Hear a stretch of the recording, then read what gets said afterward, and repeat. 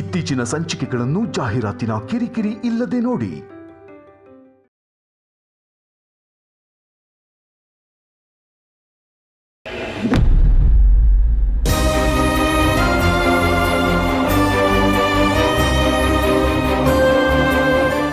ಈ ನಿನ್ ಕೆಟ್ಟ ಕಾಲ್ಗುಣದಿಂದ ಆದಿತ್ಯಂಗೆ ಆ ದೇವ್ರು ಕೊಟ್ಟ ಅದೃಷ್ಟನೂ ಹೊಟ್ಟೋಯ್ತು.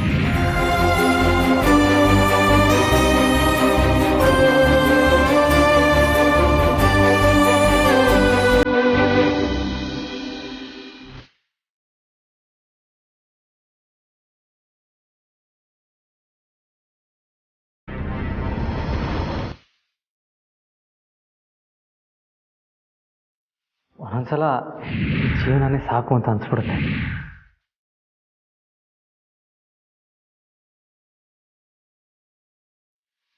ನನ್ನ ಕ್ಷಮಿಸ್ಬಿಡಿ ಯಜಮಾನ್ರೆ.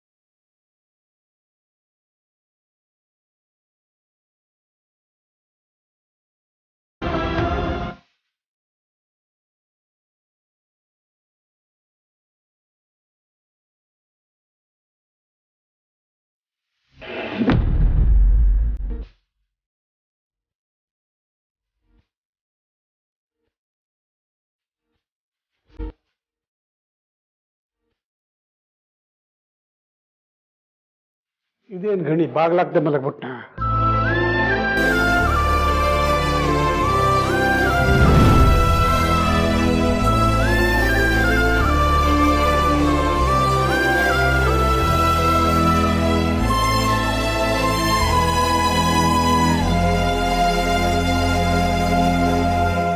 ಪಾರು,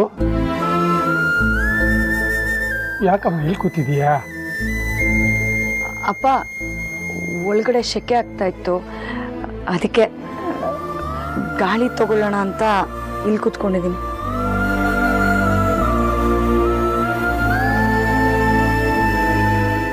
ಏನಾಯ್ತು?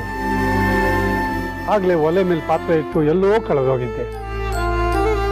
ನಾನು ಅದಕ್ಕೆ ಬೇರೆದೇ ಅರ್ಥ ಕೊಟ್ಕೊಂಡು ಸುಮ್ಮನಾದೆ. ಆದ್ರೆ ಈ ರೀತಿ ನೀನು ಹಿಂಸೆ ಪಟ್ಕೊಂಡಿರೋದನ್ನ ನನ್ನಿಂದ ನೋಡಕ್ಕಾಗಲ್ಲ. ಏನಾಯ್ತು ಅಂತ ಹೇಳು. ಬಡವರಾಗಿ ಹುಟ್ಟೋದು ಪಾಪನಪ್ಪ? ಖಂಡಿತ ಇಲ್ಲ. ಯಾರು ಹಾಗೆ ಹೇಳಿದ್ದು? ಈ ನಿನ್ ಕೆಟ್ಟ ಕಾಲ್ಗುಣದಿಂದ ಆದಿತ್ಯಂಗೆ ಆ ದೇವ್ರು ಕೊಟ್ಟ ಅದೃಷ್ಟನೂ ಹೊಟ್ಟೋಯ್ತು.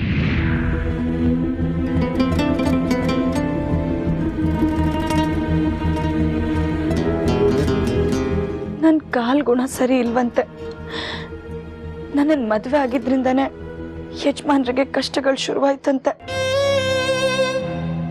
ನನ್ನ ಮಗನು ಹೀಗೆ ಸಾಯುತ್ತೆ ಅಂತ ಹೇಳಿದ್ರು. ಆಗ್ಲಿಂದ ಎಷ್ಟು ಮರೆಯೋದಕ್ಕೆ ಪ್ರಯತ್ನ ಪಟ್ರು ಆಗ್ತಿಲ್ಲಪ್ಪ.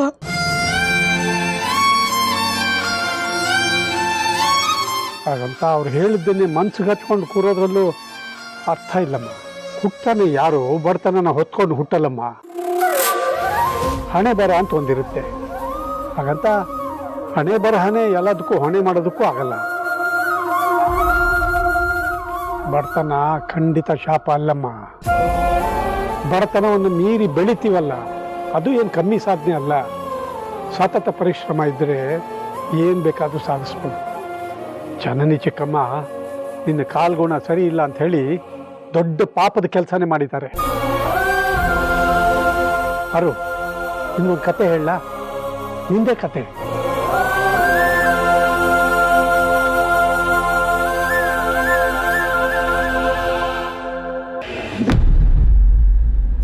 ಅಲ್ಲ ಅನುಷ್ಕಾ, ಆ ಜನನಿ ಚಿಕ್ಕಮ್ಮನ್ನ ಕರ್ಸೋ ಅವಶ್ಯಕತೆ ಇತ್ತ?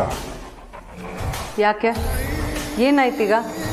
ಏನಿಲ್ಲ, ಹಿಂದೆ ಒಂದ್ಸಲ ಜನನಿನ ಪಾರ್ವತಿಯಿಂದ ದೂರ ಮಾಡೋದಕ್ಕೆ ಪ್ರಯತ್ನ ಪಟ್ಟಿದ್ವಿ, ಆದರೆ ಅದಾಗಲಿಲ್ಲ.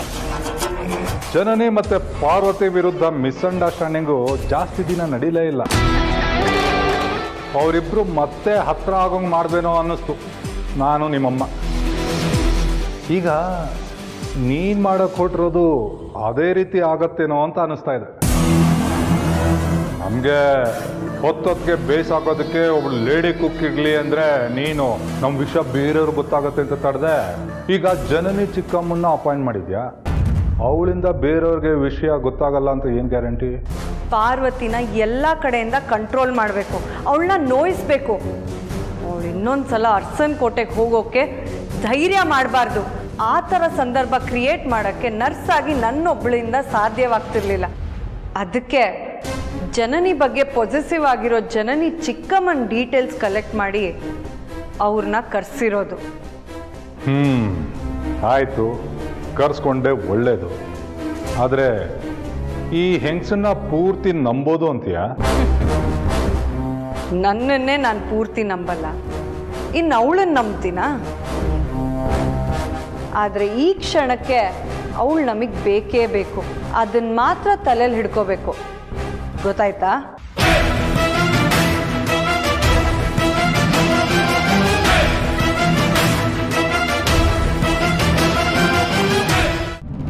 ನೀನು ಹಳ್ಳಿಲಿದ್ದಾಗ ಪುಟ್ಟ ಮಗು, ನಿಮ್ಮ ತಾತ ಭತ್ತ ಬೆಳೀತಿದ್ರು.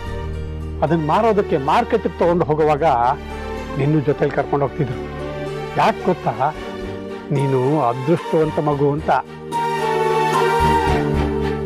ನಿಮ್ಮ ತಾತನ ಪ್ರಕಾರ ನಿನ್ನನ್ನು ಕರ್ಕೊಂಡೋಗಿ ವ್ಯಾಪಾರ ಮಾಡಿದಾಗೆಲ್ಲ ಅವ್ರಿಗೆ ಒಳ್ಳೆ ಲಾಭನೇ ಸಿಕ್ಕಿದೆ ಅಂತೆ.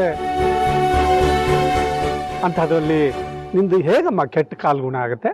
ಮತ್ತೆ ಜನನಿಯವ್ರ ಚಿಕ್ಕಮ್ಮ ಅವ್ರ ಬುದ್ಧಿ ನಟಿ ಇಲ್ಲ ಅಷ್ಟೇ. ಒಳ್ಳೆ ಕಾಲ್ಗುಣ ಕೆಟ್ಟ ಕಾಲ್ಗುಣ ಅನ್ನೋದು ಅವ್ರವ್ರ ಮನಸ್ಥಿತಿನ ತೋರಿಸುತ್ತಮ್ಮ. ಈಗ ನಾನು ಮನಸ್ಸಲ್ಲಿ ಅಂದ್ಕೊಂಡಿದ್ದೀನಮ್ಮ, ನನ್ನ ಮಗ ನನ್ನ ರೀತಿ ಕಷ್ಟಪಡಬಾರ್ದು, ಅವನಿಗೆ ಒಳ್ಳೆ ಜೀವನ ಸಿಗಬೇಕು. ಅದಕ್ಕೋಸ್ಕರ ಎಷ್ಟೇ ಕಷ್ಟ ಆಗಲಿ ನಾನು ಅವನ್ನ ಚೆನ್ನಾಗಿ ಓದಿಸ್ಬೇಕು ಅಂತ ನಿರ್ಧಾರ ಮಾಡಿದ್ದೀನಿ.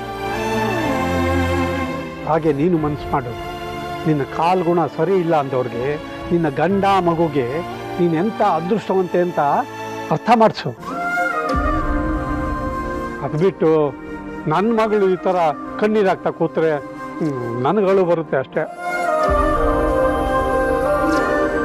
ಇನ್ಮೇಲೆ ನಾನು ಅಳಲ್ಲ ಅಪ್ಪ. ಅಂದವ್ರ ಮುಂದೆ ಚೆನ್ನಾಗಿ ಬದುಕಿ ತೋರ್ಸೋದಕ್ಕೆ ಪ್ರಯತ್ನ ಪಡ್ತೀನಿ. ಇದು ಇದು ನನ್ನ ಮಗಳು ಅಂದ್ರೆ. ನನಗೆ ಹುಟ್ಟೋ ಮಗು ಅರ್ಸನ್ ಕೋಟೆ ಮನೆತನದ ಮೊಮ್ಮಗು. ಅದು ಅರ್ಸನ್ ಕೋಟೆಗೆ ತಕ್ಕಾಗಿ ಬೆಳೆಯುತ್ತೆ. ಹಾಗೆ ಅದ್ರ ತಾಯಿಯಾಗಿ ನಾನು ಅದನ್ನು ಬೆಳೆಸ್ತೀನಿ. ಪಾರು, ಜನನಿ ಚಿಕ್ಕಮ್ಮ ಹೀಗೆ ಅಂದಿದ್ದನ್ನ ಯಾರ ಹತ್ರನೂ ಹೇಳ್ಕೊಬೇಡಮ್ಮ, ಎಲ್ಲರೂ ನೊಂದ್ಕೋತಾರೆ.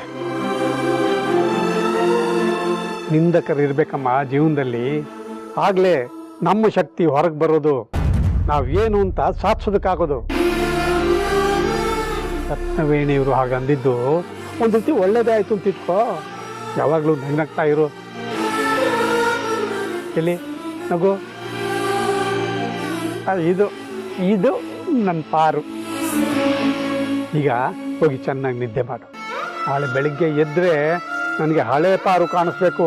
ಅದೇ ಪಾರು, ತಾನೂ ನಗ್ನಗ್ತಾ ಬೇರೆಯವ್ರಿಗೂ ನಗಿಸ್ತಾ ಚೆನ್ನಾಗಿರೋಂಥ ಪಾರು.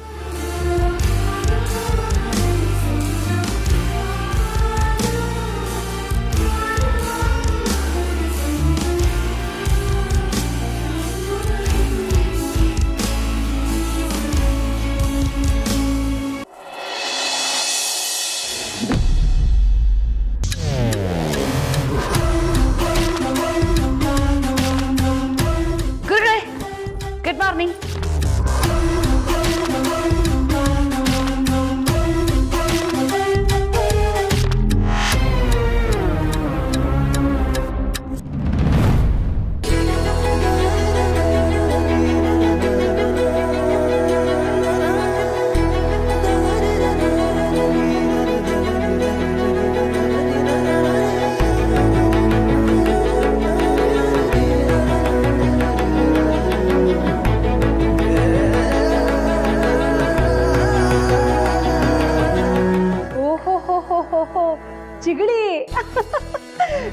ವೀರಯ್ಯ ಭಾವ ಮನೆಯಲ್ಲಿ ಚಿಗಳಿ ಕುಟ್ಟಾಗ್ಲೆಲ್ಲ ನಿಮ್ಮನ್ನ ನೆನಪಿಸ್ಕೊಳ್ತಾರೆ. ನಮ್ಮ ಅಖಿಲಂಗೆ ಚಿಗಳಿ ಅಂದ್ರೆ ತುಂಬಾ ಇಷ್ಟ ಅಂತ. ಹೌದು, ವೀರಣ್ಣ ಮಾಡೋ ಚಿಗಳಿ ಅವ್ರ ಕೈಯಾರೆ ಎಲ್ಲ ಪದಾರ್ಥಗಳನ್ನು ಹಾಕಿ ಸಮವಾಗಿ ಕುಟ್ಟಿ ಮಾಡಿಕೊಡ್ತಾರಲ್ಲ, ಆ ಚಿಗಳಿ ಅಂದರೆ ನನಗೆ ಪಂಚಪ್ರಾಣ. ಆದರೆ ಇವತ್ತು ಚಿಗಳಿ ಮಾಡ್ತಾ ಇರೋದು ನನಗೋಸ್ಕರ ಅಲ್ಲ. ಮತ್ತೆ ನಮ್ಮ ದೊಡ್ಡ ಸೊಸೆ ಪಾರ್ವತಿಗೋಸ್ಕರ.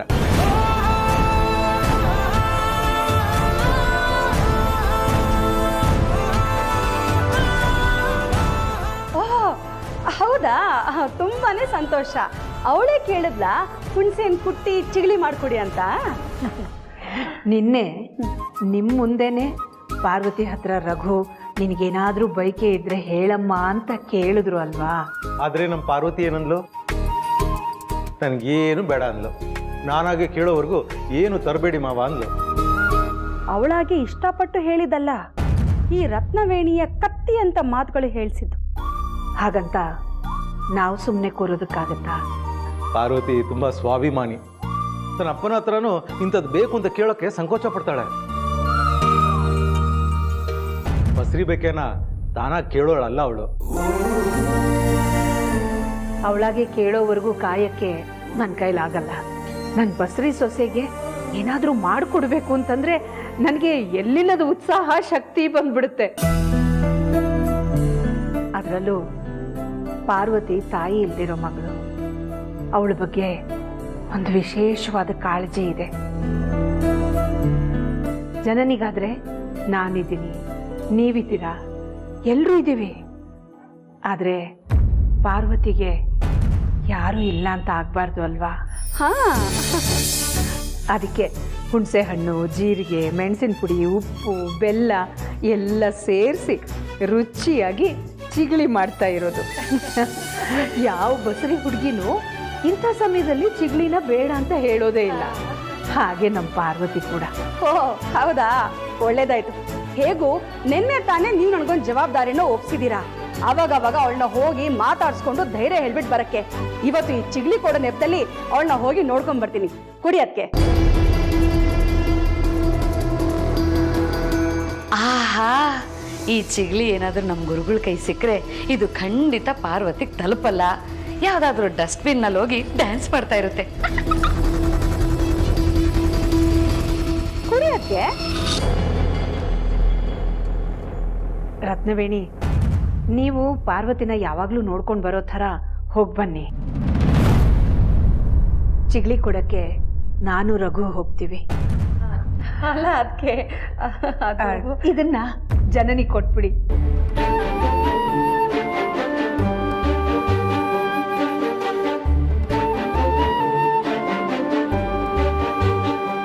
ಹೊರಡೋಣ ರಘು.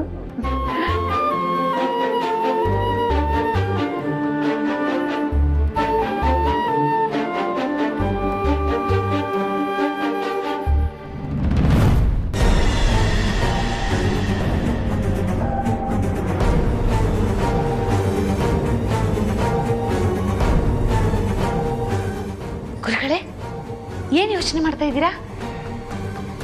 ನಾನಿನ್ನು ಬಾಯಿ ಬಿಟ್ಟು ನಿನ್ನನ್ನು ನನ್ನ ಶಿಷ್ಯ ಅಂತ ಒಪ್ಕೊಂಡಿಲ್ಲ.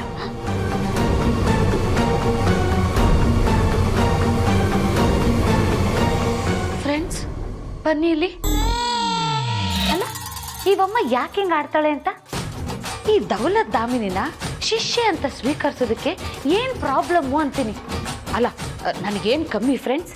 ಮನೆ ಹಾಳು ಮಾಡೋ ಬುದ್ಧಿ ಇಲ್ವಾ? ಹಂಚು ಮಾಡೋ ಗುಣ ಇಲ್ವಾ? ಏನಾದರೂ ಎಡವಟ್ಟು ಮಾಡಿ ಸಿಕ್ಕಾಕೊಂಡಾಗ ಎಸ್ಕೇಪ್ ಆಗೋ ಚಾಣಕ್ಯತನ ಇಲ್ವಾ? ಇನ್ನು ಏನು ಕ್ವಾಲಿಟೀಸ್ ಬೇಕು ಈ ಅಮ್ಮ ನನ್ನನ್ನು ಶಿಷ್ಯ ಅಂತ ಸ್ವೀಕರಿಸೋದಕ್ಕೆ? ಈ ಕಾಯಿಸಿದ್ರೆ ಯಾರಿಗಾದ್ರೂ ಬೇಜಾರಾಗಲ್ವಾ ಫ್ರೆಂಡ್ಸ್? ಯಾರಿಗೆ ಹೇಳೋಣ ನಮ್ಮ ಪ್ರಾಬ್ಲಮ್ಮು? ಸರ್ತಿ, ನಿಮ್ಮ ಮಗಳದು ಅಚ್ಚುಕಟ್ಟಾಗಿ ತಿಂಡಿ ಆಯಿತು. ಇವಾಗ ನಾವು ತಿಂಡಿ ತಿನ್ಕೊಂಡು ನಮ್ಮ ಕೆಲಸಗಳಿಗೆ ಹೊರಡೋಣ. ಬನ್ನಿ ಕೂತ್ಕೊಳ್ಳಿ. ಕುತ್ಕೊಳ್ಳಿ, ನಾನು ಬಡಿಸ್ತೀನಿ. ಹಲೋ ಮೇಡಮ್, ಏನೂ ಬೇಕಾಗಿಲ್ಲ, ನಾವು ಬಡಿಸ್ಕೊತೀವಿ. ನೀನು ಆರಾಮ ಕೂತ್ಕೊ. ಬೈಲಿ ಬಾ. ಅಪ್ಪ, ಇದು ನನಗೂ ಮನೆ ತಾನೆ? ಕೊಟ್ಟ ಹೆಣ್ಣು ಕುಲಕ್ಕೆ ಹೊರಗೆ ಅನ್ನೋ ಅಪ್ಪ ನಾನಲ್ಲಮ್ಮ. ಇದು ನಿಂದೆ ಮನೆ. ನಾವೆಲ್ಲರೂ ನಿನ್ನ ನೋಡ್ಕೋತಿದ್ದೀವಿ ಅಷ್ಟೇ ಅಲ್ವಾ ದೊಡ್ಡ ಯಜಮಾನ್ರೆ? ಯಾಕೋ ಇದು ಸ್ವಲ್ಪ ಜಾಸ್ತಿ ಆಯಿತು ಅಂತ ಅನಿಸ್ತಾ ಇಲ್ವಾ? ಮತ್ತೆ ನೀನು ಕೇಳಿದ್ದು ಜಾಸ್ತಿ ಆಗಲಿಲ್ವಾ? ನಿಮ್ಮ ಮನೇಲೆ ನಿಂತ್ಕೊಂಡು ಇದು ನಮ್ಮದು ಮನೆ ಅಲ್ವಾ ಅನ್ನೋ ಪ್ರಶ್ನೆ ಯಾಕೆ ಬಂತು ಈಗ? ನೋಡು ಮತ್ತು ನೀನು ಅಳಿಯನ್ನ, ನಿಮ್ಮೆಲ್ರಿಗೂ ನಾನು ತಿಂಡಿ ಬಡಿಸ್ತೀನಿ ಅಂತಂದರೆ ನಾನು ಯಾರೋ ಹೊರಗೆ ನೋಡು ಅನ್ನೋ ಥರ 3 ಹೊತ್ತು ನನ್ನನ್ನು ಕೂತಿರು ಅಂತ ಹೇಳ್ತಾರೆ. ನೀನು ಅಳಿಯಂಗೆ ಹೇಳ್ಬಿಡು, ನಿಮಗೆಲ್ಲ ಊಟ ಬಡಿಸೋದು ನನಗೆ ಖುಷಿ ಕೊಡುತ್ತೆ ಅಂತ. ನನ್ನ ಸೊಸೆ ಬಸ್ರಿ ಬೈಕೆ ತೀರಿಸೋದು ನನಗೆ ಖುಷಿ ಕೊಡುತ್ತೆ. ನಾನು ಯಾವ ಬೈಕೇನೋ ಹೇಳ್ಕೊಳ್ಳಿಲ್ವಲ್ಲ ಮಾವ.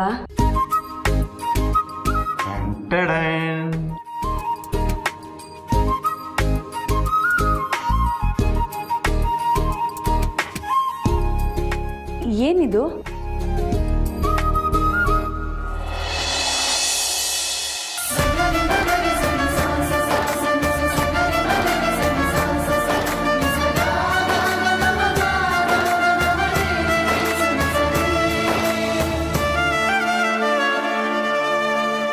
ನಿಮ್ಮ ಅತ್ತೆ ತನ್ನ ಕೈಯಾರ ಮಾಡಿದ್ದು.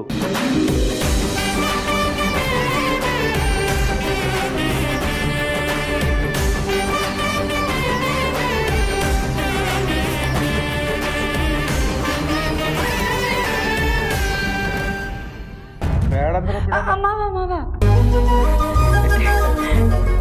ನನಗೂ ಜಿಗ್ಲಿ ಅಂದರೆ ಅತ್ತೆ ಒಂಥರ ಇಷ್ಟ ಮಾವ. ಮತ್ತೆ ತಗೋ.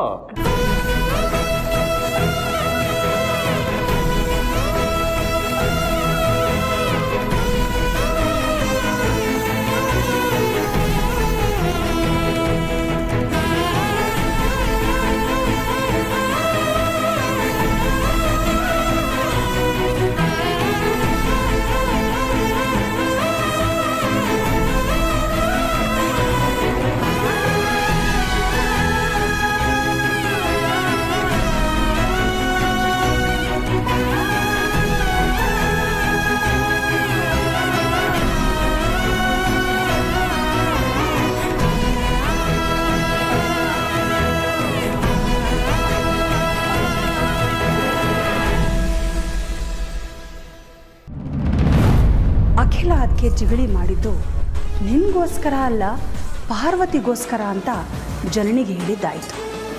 ಆ ಪಾರ್ವತಿ ಏನಾದರೂ ಈ ಅರಸನ್ ಕೋಟೆಗೆ ಬಂದುಬಿಟ್ರೆ ಅವಳ ಮಗುಗೆ ಮೊದಲನೇ ಸ್ಥಾನ, ಮೊದಲನೇ ಆದ್ಯತೆ ಅಂತ ಜನನಿ ತಲೆಗೆ ತುಂಬಿದ್ದೂ ಆಯಿತು. ಜನನಿ ಮೌನವಾಗಿದ್ದನ್ನು ನೋಡಿದ್ರೆ ಇನ್ನೂ ನಾನು ಆ ಪಾರ್ವತಿನ ನಮ್ಮ ಜನನಿ ಬದುಕಿಂದ, ಈ ಅರಸನ್ ಕೋಟೆಯಿಂದ ಸಂಪೂರ್ಣವಾಗಿ ದೂರ ಮಾಡಿದ್ರು ಅವಳು ಪಾರ್ವತಿನ ಉಳಿಸ್ಕೊಳ್ಳೋಕ್ಕೆ ಪ್ರಯತ್ನ ಮಾಡೋದೇ ಇಲ್ಲ. ಅಷ್ಟು ಸಾಕು ನನಗೆ.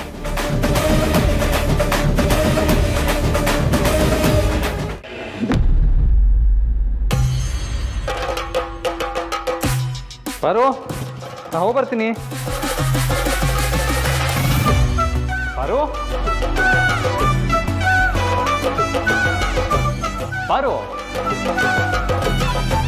ಅರೆ ಎಲ್ಲೋದ್ಲಿಡು? ಪಾರು ಪಾರು ಪಾರು ಪಾರು, ಎಲ್ಲೋದ್ಲಿಡು? ಪಾರು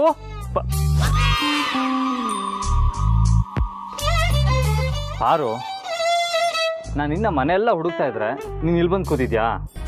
ಲೇಟ್ ಆಗ್ತಾ ಇದೆ ಪಾರು. ನೋಡು, ನಾನು ಇವಾಗ ಹೋಗೋದು ಲೇಟ್ ಆದರೆ ನಾನು ಮತ್ತೆ ಬರೋದು ಲೇಟ್ ಆಗುತ್ತೆ. ಆಮೇಲೆ ಈ ಮುದ್ದು ಮುಖ ನೋಡೋದು ಲೇಟ್ ಆಗುತ್ತೆ. ಪ್ಲೀಸ್ ಇಳಿ ಪಾರು. ಇಳಿಯಲ್ಲ. ನನ್ನ ಆಟೋದಲ್ಲಿ ಹೊರಗಡೆ ಕರ್ಕೊಂಡೋಗಿ ಎಷ್ಟು ದಿನ ಆಯಿತು ಹೇಳಿ? ಹಾಸ್ಪಿಟಲಿಗೆ ಕರ್ಕೊಂಡು ಹೋಗಿದ್ನಲ್ಲ ಚೆಕಪ್ಗೆ, ಅದು ಲಾಸ್ಟು. ಅದೇ ಯಾಕೆ ಇವಾಗ? ನನಗೆ ಇವಾಗ ಆಟೋದಲ್ಲಿ ಸುತ್ತಾಡಬೇಕು ಅಂತ ಅನ್ನಿಸ್ತಾ ಇದೆ. ಅಯ್ಯೋ, ಈ ಥರನೂ ಬೈಕೆ ಇರುತ್ತಾ? ದೇವಸ್ಥಾನ ಮತ್ತೊಂದು ಅಂತ ಎಲ್ಲಿಗೆ ಕರ್ಕೊಂಡು ಹೋದ್ರು ವಾಪಸ್ ಪಾರುನ ಮನೆಗೆ ಬಿಡೋದಕ್ಕೆ ನಾನೇ ಬರಬೇಕು. ಅಷ್ಟರಲ್ಲಿ ಅರ್ಧ ದಿನ ಕಳೆದೇ ಹೋಗುತ್ತೆ. ಆಟೋ ಸಾಲ ಕಟ್ಟೋದು ಮೈ ಮೇಲೆ ಇದೆ. ಏನು ಮಾಡಲಿ? ಪರವಾಗಿಲ್ಲ, ಪಾರು ಈ ಕ್ಷಣದ ಖುಷಿ ಮುಂದೆ ಸಾಲದ ಹೊರೆ ಏನು ದೊಡ್ಡದಲ್ಲ. ಏನು ಯೋಚನೆ ಮಾಡ್ತಾ ಇದ್ದೀರಾ? ಇದನ್ನ ನಾನು ಆಸೆ ಪಡ್ತಾ ಇಲ್ಲ, ನನ್ನ ಹೊಟ್ಟೆಲಿರೋ ನಮ್ಮ ಮಗಳು ಆಸೆ ಪಡ್ತಾ ಇದ್ದಾಳೆ. ಹೌದಾ? ಸರಿ ಆಯ್ತು, ಕರ್ಕೊಂಡು ಹೋಗ್ತೀನಿ. ಆಹಾ, ನಾನು ಕರ್ಕೊಂಡು ಹೋಗಿ ಅಂದರೆ ಆಗಲ್ಲ ಅಂತಂದ್ರಿ. ಅದೇ ನಿಮ್ಮ ಮಗಳ ಹೆಸರು ಹೇಳಿದ ತಕ್ಷಣ ಒಪ್ಕೊಂಬಿಟ್ರಲ್ಲ. ಅಯ್ಯೋ ಅದು ಹಾಗಲ್ಲ ಪಾರು, ನೀನು ಹೇಳಿದ ತಕ್ಷಣ ನಾನು ಕರ್ಕೊಂಡು ಹೋಗೋಣ ಅಂತಲೇ ಅಂದ್ಕೊಂಡೆ. ಆದರೆ ನೀನು ಮತ್ತೆ ಮಗಳು ಅಂತ ಹೇಳ್ದಲ್ಲ, ಮಗಳು ಅಂದ ತಕ್ಷಣ ಅದೇನೋ ಒಂಥರ ಬೇರೆ ಥರ ಸಂತೋಷ. ಒಳ್ಳೇದಾಯ್ತು ಬಿಡಿ, ನಮ್ಮ ಮಗಳ ಹೆಸರಲ್ಲಿ ನನ್ನ ಬೈಕೇನೆಲ್ಲ ತೀರ್ಸ್ಕೋತೀನಿ. ಓಹೋ, ಮೇಡಮ್ ಅವ್ರಿಗೆ ಇನ್ನೂ ಏನೇನು ಬೈಕೆ ಇದೆಯೋ? ಈಗ ಸದ್ಯಕ್ಕೆ ನಮ್ಮ ಇಡೀ ಅರಸನ್ ಕೋಟೆನ ಆಟೋದಲ್ಲಿ ಸುತ್ತಾಡಬೇಕು. ಅರಸನ್ ಕೋಟೆನ ಆಟೋಲ್ಲಿ ಸುತ್ತಾಡ್ಬೇಕಾ? ಅಷ್ಟೇನಾ? ಸರಿ ಆಯ್ತು ಬಿಡು, ಆ ಬೈಕೇನೋ ತೀರ್ಸೋಣ. ಮೀಟ್ರ್ ಹಾಕಿ ನಮ್ಮ ಯಜಮಾನ್ರ ಹತ್ರ ಹೇಳಿ ನಾನು ದುಡ್ಡು ಕೊಡಿಸ್ತೀನಿ. ಇದಕ್ಕೇನು ಕಮ್ಮಿ ಇಲ್ಲ.